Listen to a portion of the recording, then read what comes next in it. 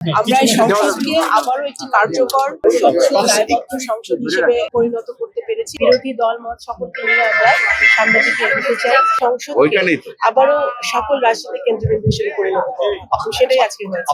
Women empowerment যাকে বলে, আক্ষরিক অর্থে রূপ দিতে হলে নারীদের জন্য অবশ্যই কাজ করতে হবে। সকলকে নিয়ে, বিরোধী দল মত সকলকে নিয়ে আমরা সামনের দিকে এগোতে চাই এবং বাংলাদেশ জাতীয়তাবাদী দল এই গত 18 বছর সংগ্রাম করেছে, সেই সংগ্রামের এবং যে হয়েছে সেটা প্রাতিষ্ঠানিকভাবে আমাদের রূপ দিতে হয়। তাহলে অবশ্যই আমাদের সকল গণতান্ত্রিক প্রতিষ্ঠানকে দায়বদ্ধতার মধ্যে আনতে হবে এবং সবচেয়ে বড় কথা, এই সংসদকে আবারও সকল রাজনৈতিক কেন্দ্রবিন্দু হিসেবে পরিণত করব, সেটাই আজকে হয়েছে।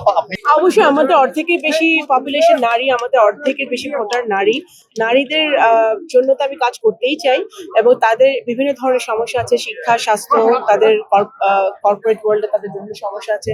সব ধরনের যে সমস্যাগুলো আমাদের নারীরা গার্মেন্টস ওয়ার্কার থেকে শুরু করে আমাদের লেবার থেকে শুরু করে যা ফেস করে, মোটা থেকে সব সমস্যাই আমরা অ্যাড্রেস করতে চাই এবং সেটাকে আমরা কিভাবে সমাধান করতে পারি সেটা দেখতে পাই। উইমেন এম্পাওয়ারমেন্ট যাকে বলে, সেটাকে আক্ষরিক অর্থে রূপ দিতে হলে নারীদের জন্য অবশ্যই কাজ করতে হবে। পিছিয়ে পড়া যে নারী গোষ্ঠী আছে, আমাদের প্রান্তিক জনগোষ্ঠী নারীরা আছে, তাদেরকে সবাইকে নিয়েই সামনের দিকে দেশ গড়ার কাজে এগোতে হবে। অবশ্যই ভূমিকা রাখবে, আরো বেশি নারী হলে আরো ভালো হতো।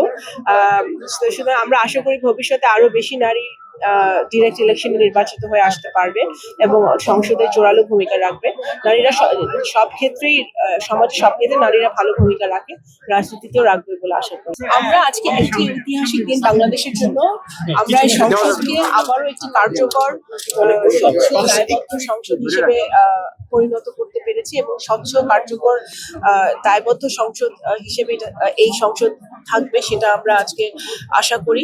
বাংলাদেশের জনগণের আশা আকাঙ্ক্ষা পূরণ করার জন্য আমাদের সকলে যে যার জায়গা থেকে যে দায়িত্বই আমরা পাই না কেন, সেই দায়িত্ব যাতে আমরা সততার সাথে পালন করতে পারি, দেশের দুর্নীতি আমরা নির্মূল করতে পারি, আমরা যেন অর্থনীতি, শিক্ষা, স্বাস্থ্য সকল বিষয়ে আমরা কাজ করতে পারি, সেই দিকে আমরা এগোচ্ছি।